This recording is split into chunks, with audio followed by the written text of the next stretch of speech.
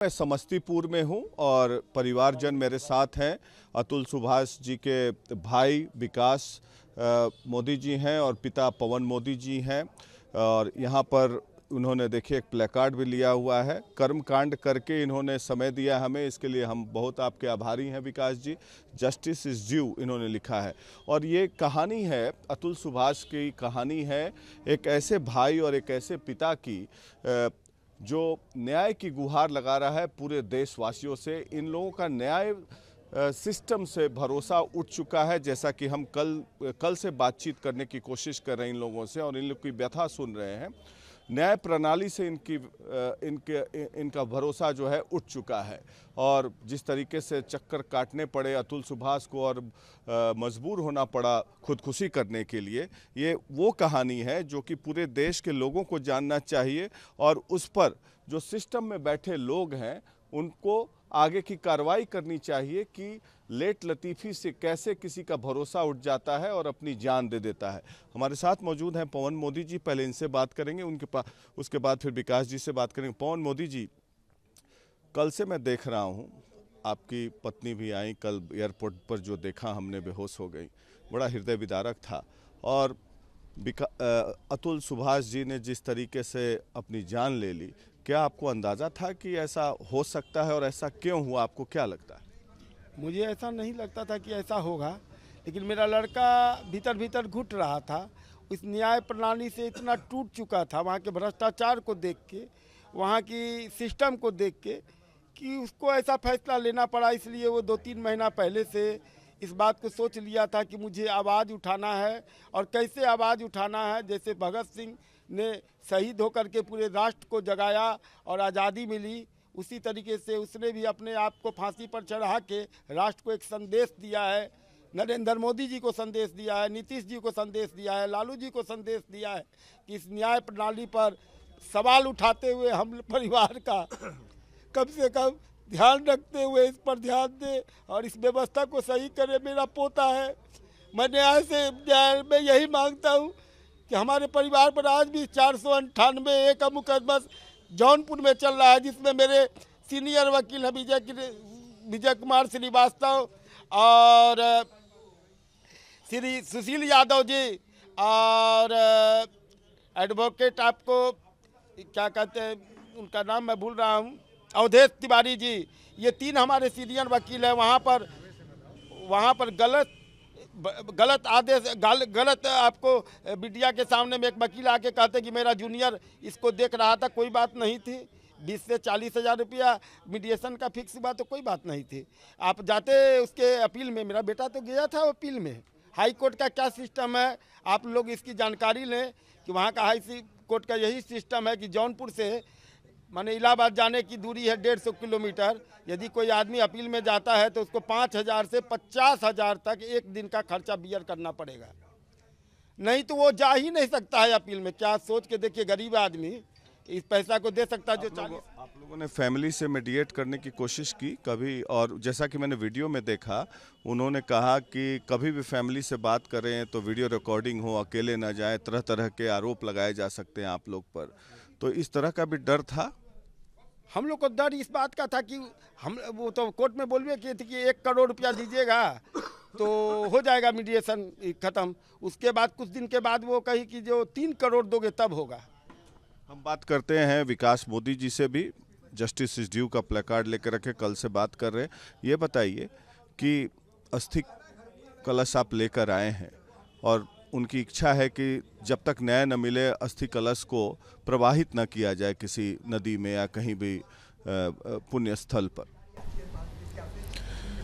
Sir, इस system को अगर आप देखोगे, जिस पे उसने आवाज़ उठाई है उसमें एक जज भी शामिल है। जिस जज के ऊपर जो है, जिस तरह का वो करप्ट हैं और करप्शन का जो लेवल है उनका, वो कह रही हैं कि 5 लाख रुपए अगर दोगे तो मैं केस सेटल कराऊंगी, अदरवाइज़ तुम्हें और तुम्हारे फैमिली को सबको जो है वो आपको कोर्ट में घसीटूंगी।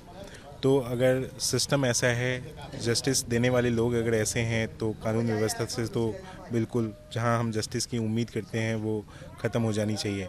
हमारे मेन के लिए ऐसा कोई फोरम नहीं बनाया गया है या ऐसा कोई जगह नहीं दी गई है हमें कि जहाँ पे हम अपनी बात रख सकें। हमें अगर मेंटली हरास किया जा रहा है तो हम कहीं जाके अपनी बातों को बता सकें। जो उसने अंतिम इच्छा लिखी है उसमें यही लिखा है कि अगर हमें जस्टिस मुझे मिलता है तो मेरी अस्थियां जो हैं वो गंगा में बहाई जाएं। अगर जस्टिस नहीं मिलता है तो इसे वहीं कोर्ट के बाहर किसी गटर में बहा दिया जाए। तो अगर सिस्टम ऐसा है तो आप सोच सकते हैं कि उसने किस तरह के हरासमेंट को उसने झेला होगा। जो ये लाइन लिखी होगी उसमें ये बोला हो, उसने लिखा है कि सिस्टम अगर ऐसा ही चलता रह गया तो शायद हो सकता है कि आगे आने वाला जो टाइम है उसमें दूसरा अतुल सुभाष भी बन जाए, तीसरा अतुल सुभाष भी बन जाए और पता नहीं कितने लाख अतुल सुभाष बने। फिर भी अगर ये सिस्टम नहीं जागा तो पता नहीं लोग ये भी सोचेंगे कि शादी करनी चाहिए या नहीं करनी चाहिए। आप लोगों को तो अब बहुत सारे फ़ोन कॉल्स आ रहे होंगे, क्या मदद के लिए भी फ़ोन कॉल्स आ रहे हैं? क्या आपने सुप्रीम कोर्ट के चीफ जस्टिस को भी पत्र लिखा है इस घटना के बाद कि इस पर कोई कार्रवाई होनी चाहिए? क्योंकि देश के न्यायिक व्यवस्था पर ये सवाल उठ रहा है और तमाम तरह के सवाल उठ रहे हैं पूरे समाज में। सर, मेरे भाई ने खुद ही सुप्रीम कोर्ट ऑफ इंडिया को मेल लिखे हैं। इसके अलावा प्रेसिडेंट ऑफ इंडिया को भी मेल लिखे हैं। अगर वो लोग इस चीज़ को देख रहे हैं या सुन रहे हैं मीडिया के थ्रू, तो मैं ये सिर्फ सुप्रीम कोर्ट से दरख्वास्त करूँगा कि वो अपने संज्ञान में स्यूमोटो के थ्रू अपने अंदर ये केस ले, या तो कोई कमेटी बिठा के या फिर जैसे भी हो इसके एंड तक जाए, पहचाने कि कैसे करप्शन चल रहा है। जज के खिलाफ हमने आवाज़ उठाई है तो ऐसा होना चाहिए कि जज के अगेंस्ट भी कोई, क्योंकि पुलिस वाले कभी जज के अगेंस्ट कुछ काम करेंगे नहीं। तो मेरा ये मानना है कि इधर कोई कमेटी बना के या जैसे भी हो उसकी भी चीज़ें देखी जाए। मैं तो करप्शन में अगर चीज़ें हैं तो मैं ये मानता हूँ कि जितनी इनकम वो शो करती हैं उससे ज़्यादा उनके पास एसेट्स मिलेंगे। तो इस तरह से भी चीज़ें देखी जानी चाहिए। बाकी सुप्रीम कोर्ट जो है वो ज़्यादा हमारे से ज़्यादा कानून उनके पास उन्हें पता है और जो भी चीज़ें उन्हें ज़्यादा पता है, तो मैं ये मानता हूँ कि वो अपने संज्ञान में ये सारी चीज़ें लें और इसका इन्वेस्टिगेट एंड टू एंड तक जाके करें। और जो भी इसमें जिम्मेदार है उसको कड़ी से कड़ी सजा दी जानी चाहिए। आप लोगों ने एफआईआर किया है कई लोगों के खिलाफ और न्याय के लिए, जैसा कि आप लिखे हुए जस्टिस इज ड्यू, न्याय के लिए आगे की प्रक्रिया आप क्या अपनाएंगे? क्योंकि अभी तो कर्मकांड वगैरह चल रहा है, उसके बाद आगे की प्रक्रिया क्या अपनाएंगे और क्या अपेक्षाएं रखते हैं पूरे सिस्टम से? या देश की सरकार हो, राज्य की सरकार हो, न्यायालय व्यवस्था हो, सुप्रीम कोर्ट हो, और किसी लोगों का इंटरवेंशन आप चाहते हैं? सर, जैसा कि सुप्रीम कोर्ट के द्वारा ही एक उसमें बताया गया था कि जो आज की डेट में 498A का जो केस है वो 98% जो है वो फेक हैं। तो अगर सुप्रीम कोर्ट के पास है तो गवर्नमेंट ऑफ इंडिया क्या कर रही है, इस पर क्या एक्शन ले रही हैं, ये मेरा एक क्वेश्चन है। गवर्नमेंट ऑफ इंडिया अगर इस चीज़ पे अगर एक्शन नहीं ले रही है तो शायद हो सकता है आगे आने वाला टाइम जो है वो दूसरा अतुल सुभाष या लाखों अतुल सुभाष बन जाए जिनको सुसाइड करने पे मजबूर होना पड़े। जब से ये निर्भया का जो केस हुआ है तब से जिस तरह से एक्ट में जो चेंजेज हुए हैं उससे इतनी आज़ादी मिल गई है लड़कियों को उस एक्ट का फ़ायदा उठाने का कि वो आज के डेट में वो फेक केसेस फाइल कर रही हैं। मेरे भाई के ऊपर भी आप देखोगे उसने बताया है कितने फेक केसेस उसके ऊपर अलग अलग एक्ट्स के अंदर में फाइल किए हैं। उस एक्ट्स में ऐसे प्रोविजंस हैं कि अगर आपने एक केस को किसी ऑर्डर के द्वारा किसी ने खारिज कर दिया कोर्ट ने, तो टाइम के अकॉर्डिंग आप दोबारा उस केस को फाइल कर सकते हो, दोबारा आपके ऊपर ट्रायल होगा, दोबारा सारी चीज़ें आपको फिर से करनी पड़ेगी। किनके खिलाफ आप कार्रवाई की मांग कर रहे हैं जो एफआईआर किया है? हम जो एफआईआर किए हैं और जो भाई ने मेरे वीडियो बनाई हैं 80 मिनट्स की वो पब्लिक में हैं और हम ये चाहते हैं कि जितने लोगों को उसने दोषी ठहराए हैं हर के खिलाफ एक्शन हो और हर के खिलाफ जो है वो न्यायिक कार्रवाई की जाए। मैं ये जानना चाहता हूं पवन जी कि ये बताइए कि कानूनी कार्रवाई आप आगे किस प्रक्रिया के रूप में ले जाना चाहते हैं, क्या अपेक्षा रखते हैं? हम तो अपेक्षा रखते हैं कि हमको न्याय मिलना चाहिए और कोई अपेक्षा हमारी नहीं है। जो दोषी है उसको सजा मिलनी चाहिए। लड़ाई को लड़िएगा? हम लड़ेंगे अंतिम किस रूप में? जब तक न्याय नहीं मिलेगा उसकी अस्थि हम विसर्जन नहीं कर पाएंगे। उसकी अंतिम इच्छा को तो हम पूरी करेंगे। उसने तो अमेरिका के राष्ट्रपति को भी मेल लिखा है, वहाँ से भी इसके पास मीडिया वाले का फ़ोन आया अमेरिका से। भारत में अमेरिका के राष्ट्रपति का क्या काम है? वो तो हमारा लड़का जानेगा ना, वो इतना पढ़ा लिखा इंसान था कि उसकी को देश को ज़रूरत थी उसकी, वो रिसर्च मैन था, वो छोटा मोटा कोई इंजीनियर नहीं था, वो अपने आप में पढ़ करके उतना दूर गया था ना, तो उसको तो जानकारी थी कि यहाँ पर यदि वहाँ पर हम देंगे तो वहाँ से भी तो कुछ, नरेंद्र मोदी जी को भी तो कुछ वहाँ से आश्वासन मिले कि भाई आप इसको क्यों नहीं, न्याय प्रणाली को आप देख रहे हो। हमारे नरेंद्र मोदी जी जैसा प्रधानमंत्री तो आज तक ना हुआ है ना होगा, तो उनको तो इस बात का संज्ञान लेना ही पड़ेगा। नरेंद्र मोदी पर भरोसा है? भरोसा है, 100% भरोसा है कि न्याय के लिए तो वो सब कुछ कर सकते हैं ना, न्याय देने के लिए तो वो सब कुछ कर सकते हैं। सुप्रीम कोर्ट के चीफ जस्टिस? हाँ, पूरा भरोसा है, 100% भरोसा है। उस पर नहीं भरोसा होगा तो फिर तो ये पूरा सिस्टम खत्म हो जाएगा। इस पर भरोसा नहीं? यहाँ जौनपुर के मजिस्ट्रेट पर भरोसा नहीं है, जिस पर मेरा बेटा एकदम बाय नेम उसने लिखा है कि वहाँ की मजिस्ट्रेट मेरे से पैसा मांगी है। और बच्चे की कस्टडी की बार बार आप गुहार लगाते हैं, ये क्या मान है? आप सोच के देखिए कि एक दादा दादी को अपने पोते से कितना प्रेम होगा। मैं आज तक अपने पोते को गोदी में नहीं लिया, अब आप इसकी गुहार की बात कहते हैं। यदि कोई भी कानून की धारा बची हो या नहीं बनानी हो तो मेरे को और मेरे परिवार को, मेरे पोते को दे दिया जाए। अतुल सुभाष जी ने भी वो गुहार लगाई है, वीडियो में हमने देखा है कि वो ख्याल नहीं। यही आप लोग से निवेदन है कि ये आवाज़ को आप पहुंचा दें ऊपर तक, और मैं कुछ नहीं चाहता हूँ। लगता है वो बच्चा वहाँ पर सुरक्षित नहीं है? सुरक्षित नहीं है, एकदम नहीं है। 40,000 रुपया मेंटेनेंस का मांग के वो जौनपुर में पढ़ाती थी, आज पूछा उनमें कोई कहे कि 20,000 रुपया 4 साल के बच्चे पर खर्च कर रहे हैं, मानने वाली बात है? मेरा बच्चा जिस समय पैदा हुआ था उसका वेट कितना था, आज उसका वेट कितना है, इसको आप चेक कर लीजिए। जब वो जो आपकी बहू हैं वो खुद नौकरी करती हैं तो मेंटेनेंस की मांग कानूनी रूप से क्या जायज़ है? एकदम नाजायज़ है। वो बहुत अच्छे कंपनी में है, उसकी बहुत बढ़िया पैकेज है, उसके बावजूद भी कानून व्यवस्था इतनी लचर है कि जहाँ पर जो मांग रही है दे रहा। चूँकि मजिस्ट्रेट को तो वहाँ पर लेडीज है मीडिएशन में, और उसको पैसा चाहिए, पैसा नहीं दीजिएगा तो कुछ भी कर सकती है, और उसका आपको आदर करना पड़ेगा। ये तो अपने भारत की परंपरा है कि जो न्यायालय के आदेश है वो माथे पर है। तो आप लोग क्या जौनपुर जाएंगे? ये सब कर्मकांड हो जाएगा अभी हम क्यों जाएंगे? हम जौनपुर जाएंगे ही नहीं। हम लोग को यहाँ से ले जाए, पकड़ के फांसी पर चढ़ा दे, इसी का इंतजार हम करेंगे। हम तो यही ना करेंगे सर। हमारा बेटा जब फांसी पर चढ़ गया तब वहाँ की न्याय प्रणाली नहीं होगी तो हमको यहाँ से ले जाएगा, हम लोग भी फांसी पर चढ़ जाएंगे। इससे ज़्यादा क्या होगा? आप भी नौकरी करते हैं विकास जी, आपके भाई तो टाइम नहीं मिल पाया उनको, जिसके कारण वो जौनपुर नहीं जा पा रहे थे और उन्होंने जान दे दी। आप भी नौकरी करते हैं, सीए हैं, तो किस कानूनी प्रक्रिया को कैसे आप झेलेंगे? सर अब तो ये ऐसा है कि जिसको जाना था उसने जो किया है वो मेरे लिए चैलेंज बन गया है। इसको जैसे भी मुझे करना है एट द एंड तक मैं लेके जाऊंगा इसे। जिस लेवल तक मुझे जाना पड़ेगा उस लेवल तक मैं जाने के लिए रेडी हूँ। आप मीडिया वालों से सिर्फ सपोर्ट चाहिए, हमें इस वजह से चाहिए क्योंकि ये जज के ऊपर हमने एलिगेशंस लगाए हैं और जज जो है इसमें शामिल है, तो हो सकता है वो प्रेशराइज आपको करें या प्रेशर मिले आप लोगों को कि इस केस को बंद किया जाए या समथिंग। बट हम एट द एंड अंतिम क्षण तक हम इसको लेकर जाएंगे। जस्टिस की जो हमारी डिमांड है वो जस्टिस हमें दिया जाए। जिस लेवल तक जाना होगा उस लेवल तक जाएंगे। सुप्रीम कोर्ट ऑफ इंडिया जो हमारी सर्वोच्च न्यायालय है, हम उनसे गुहार करते हैं कि वो इस मैटर को स्यू मोटो अपने अंदर ले, इसकी जांच करवाएं और अपने अंदर एक कमेटी बिठाएं या जैसे भी उनको ठीक लगे। आपसे भाई की आखिरी बार कब बात हुई थी? उन्होंने क्या कहा था इस पूरे प्रकरण को लेकर? क्यों ये सब चीज़ विवाद जो है उत्पन्न हुआ और यहाँ तक बात पहुँची?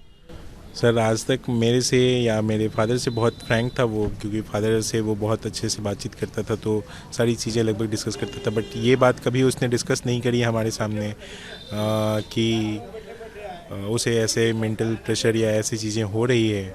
उसने कभी मेरे से शेयर किया होता तो शायद मैं उसे इस लेवल तक पहुंचने नहीं दिया होता, इससे पहले मैं निकाल लिया होता। तो मैं ये चाहता हूं कि और मेरे से बात जो है वो लास्ट उसी दिन संडे को ही हुई है। मेरी शाम को बात हुई थी। मैंने कुछ अपने ग्रुप्स में फ़ोटो डाले थे, उस पर उसने कमेंट भी किए थे। फिर उसी से रिलेटेड मेरी बात भी हुई थी फ़ोन पे। पापा से जो है वो रात के 9 बजे भी उसने बात करी है। 1 घंटे से 1.5 घंटे करीब बात हुई है मेरे फादर और मदर दोनों से। कभी ऐसा पता ही नहीं चला कि ऐसा कुछ करने वाला है या ऐसा कुछ होने वाला है। अदरवाइज़ मैं उसी टाइम हो सकता था या उसी टाइम में बात करके उससे कुछ मोटिवेट कर सकता, उसे बाहर में निकाल सकता, उसे मैं यहाँ लेके आ सकता था। आपने जो एफआईआर किया है उस पर क्या कानूनी प्रक्रिया कुछ आगे बढ़ी है? पुलिस ने आपसे संपर्क किया है, किसी का अरेस्ट हुआ है या चाहते हैं कि जल्द से जल्द किसी का अरेस्ट हो? सर, मैं आपको बताना चाहता हूँ कि हमारे देश में जो कानून है वो शायद जेंडर स्पेसिफिक है। अगर लड़की कुछ कंप्लेन करती है तो 24 आवर्स के अंदर अरेस्ट हो जाते हैं लोग। अगर लड़के कंप्लेन करते हैं, सुसाइड वीडियो डालते हैं, सुसाइड नोट डालते हैं, तो इतना समय मिल जाता है कि शायद वो लोग भाग सकें, वो लोग अपने कहीं छिप सकें, कहीं कुछ हो सके। तो अभी शायद आप लोग मीडिया वालों के ही तरफ से हमें पता चला कि उनकी फैमिली शायद वो लोग वहाँ से भाग चुकी हैं। तो पता नहीं अभी आगे का सिचुएशन मुझे नहीं पता कि पुलिस क्या कर रही है। बट मैं आपको कुछ एक फ़ोटो दिखाना चाहता हूँ जहाँ पे एक लड़की जो है वो सुसाइड की थी आज से कुछ महीने पहले या कुछ दिन पहले। वहाँ पे वो जो है वो कोई सुसाइड का नोट नहीं छोड़ के गई थी। उसके बॉयफ्रेंड को इमीडिएटली अरेस्ट कर लिया गया था। और एक वहीं पे एक लड़के ने 20 मिनट का सुसाइडल वीडियो बनाया था, 3 पेज का एक नोट बनाया था, एविडेंस दिया था कि एक्स फियांसे जो है वो उसकी हरास कर रही है और एक्सटॉर्ट कर रही है। एफआईआर जो है वो 2 महीने बाद तक दर्ज नहीं हुए थे या 2 महीने बाद दर्ज हुए थे और एक्स फियांसे को अरेस्ट भी नहीं किया गया। ये है उनकी फ़ोटो जो आप दिखा सकते हैं। एक और घटना मुझे याद आती है जो मेरे जेहन में है। एक आईएएस अफसर थे, उन्होंने भी ट्रेन से कटकर अपनी जान दे दी थी। तो इस तरह की घटनाएं जो हो रही हैं बार बार समाज में, तो क्या आपको लगता है कि जो लॉज हैं उसको थोड़ा अमेंड करने की ज़रूरत है या पैनी निगाह रखी जानी चाहिए? ये बड़ा सवाल बन रहा है, खासकर अर्बन एरियाज़ में ये ज़्यादा देखने को मिल रहा है। ये कानून इसलिए बनाया गया था कि महिलाएं प्रताड़ित हो रही थी, ये भी सच्चाई है। आदिकाल से, अनंत काल से प्रताड़ित हो रही थी, जिसके लिए महिलाओं को एक प्रोटेक्शन दिया गया। लेकिन हाल फिलहाल में अर्बन एरियाज़ में ये देखा गया है कि इस तरह की घटनाएं काफ़ी हो रही हैं, जो आपके भाई के साथ। सर, ये सिर्फ अर्बन एरिया की बात नहीं है, ये अब आज के डेट में हर जगह पूरे भारत में ये चीज़ें हो गई हैं। आप अर्बन में हो सकता है कि नंबर ऑफ़ केसेस ज़्यादा मिले, बट रूरल एरियाज़ में भी केसेस आपके बढ़ गए हैं। अगर आप 5 साल पहले की बात करो और आज की डेट की बात करो तो ये केसेस बढ़ गए हैं। आप ये कहते हो कि वुमेन को जो है वो प्रोटेक्शन दिया जाना चाहिए क्योंकि उनके साथ नाइंसाफ़ी बहुत हो रही थी। क्या मेन के लिए आपने कोई ऐसा लॉ बनाया हुआ है या ऐसा कोई फोरम तैयार किया हुआ है जहाँ पे मेन अगर हरास होता है आइदर बाई सिस्टम या फिर आपके ही देश में बनाए हुए कानून से, तो वो अपनी बातें कहीं रख सकता है किसी फोरम में जाके या किसी जगह जाके? शायद नहीं। तो मेरा ये मानना है कि ज़रूरत ये है, नहीं तो आगे आने वाला टाइम जो है वो ऐसा हो सकता है कि कई अतुल सुभाष जो है वो बन जाए और सुसाइड करने पे मजबूर हो जाएं, या फिर कुछ आने वाले टाइम में लोग शादी करने से लोग डरने लगने लग जाएं कि शादी करनी चाहिए। ये मुहिम कहाँ तक जाएगी? सर, हमें जस्टिस चाहिए एट द एंड तक। मुझे जब तक किस रूप में आप इस लड़ाई को लड़ने को तैयार हैं? सर, हम अब ये है कि मेरे लिए जो खोने के लिए था वो खो चुका हूँ मैं, तो जब तक इस केस का द एंड ना हो तब तक मैं इस केस को फाइट करूँगा। किस रूप में लड़ेंगे? चैलेंजेस बहुत हैं इसमें, जुडिशरी है, पुलिस है, फिर से आपको दौड़ना पड़ेगा। आपको क्या लगता है कि सिस्टम से आप लड़ पाएंगे? क्योंकि कानून चलता है लॉ पॉइंट्स पे। बहुत सारे हम देखते हैं कि प्राइमा फेसाई एविडेंस रहता है कि फलाने व्यक्ति ने हत्या की है किसी व्यक्ति के, लेकिन बाद में पता चलता है कि सबूत के अभाव में उन लोगों को एक्विटल मिल जाता है। तो आप इस पूरी लड़ाई को कैसे लड़ने के लिए तैयार हैं? सर, ये मेरे लिए एक चैलेंज है और सिस्टम से चैलेंज है। आइदर या सिस्टम सुधरेगा या फिर ऐसे ही अतुल सुभाष बनेंगे। शायद नींद से सोई हुई जो सरकार है या सरकार को पता है कि ये कानून का जो है दुरुपयोग हो रहा है, शायद इस कानून में जबकि सुप्रीम कोर्ट को भी ये पता है कि इस कानून का दुरुपयोग किया जा रहा है, फिर भी अगर हमारी सोई हुई सरकार जो है अगर इस कानून व्यवस्था को ठीक ना कर पाए तो शायद मुझे लगता है कि आने वाले कुछ टाइम में अगर कोई पढ़ लिख के इतना बड़ा पढ़ाई लिखाई कर ले और पढ़ ले तो वो यहाँ इंडिया में नहीं रहना चाहेगा। जिस तरह से इंडिया के कानून हैं और कानून व्यवस्था है कि आप 100 एंड समथिंग टाइम्स जो है वो किसी एक बंदे को 2 साल में बुलाते हो, वो बंदा जो है वो हर एक डेट्स के लिए जो है वो पैसे देता है तो उसे डेट मिलती है ज़्यादा दिनों की या कम दिनों की। तो आप समझ सकते हो कि उसको कितनी तरह से परेशानियां झेलनी पड़ती। आखिरी सवाल, किस तरह की पनिशमेंट की अपेक्षा रखते हैं? अगर आपको लगता है कि पनिशमेंट मिलना चाहिए, किस तरह की पनिशमेंट की अपेक्षा रखते हैं? और देश के प्रधानमंत्री, बिहार के मुख्यमंत्री या तमाम नेता या chief justice of supreme court से क्या डिमांड करेंगे? सर, ये मेरा कहने का राइट नहीं है कि उसे क्या सज़ा मिलनी चाहिए। ये तो सुप्रीम कोर्ट ऑफ इंडिया जो है वो मेरे से ज़्यादा बेहतर लॉ जानता है, समझता है। और कानून के अंदर जो मैक्सिमम पेनल्टीज़ या मैक्सिमम जो भी चीज़ें हो सकती है वो मैं अपेक्षा करता हूँ कि उनको मिलनी चाहिए। क्योंकि मैंने अपने भाई को खोया है तो मैं किसी हालत में उसने जो एलिगेशंस लगाए हैं जिन जिन लोगों पे, उन लोगों को मैं छोड़ना नहीं चाहता हूँ। ये थे विकास मोदी जो कि अतुल सुभाष के भाई हैं और इन्होंने प्लेकार्ड लेके रखा हुआ है जस्टिस इश्यू, और इनकी इच्छा है कि आखिरी उम्मीद तक ये लड़ाई लड़ते रहेंगे और सिस्टम से लड़ाई इनकी जारी रहेगी जब तक इनके भाई को न्याय नहीं मिल जाता और अस्थि को प्रवाहित भी नहीं करेंगे, और जो कि इनके भाई की आखिरी इच्छा थी।